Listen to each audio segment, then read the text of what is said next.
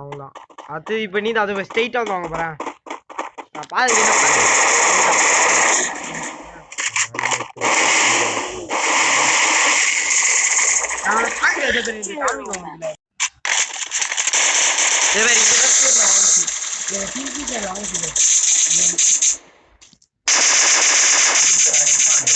இது வந்து யாரு மணினா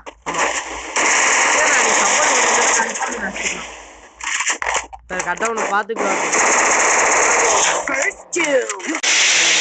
ஆளவே முடியல என்னால காமிச்சது பியூரா அது பார்த்தீங்களா? அதெல்லாம் டபுள் இது எனக்கு தெரியல.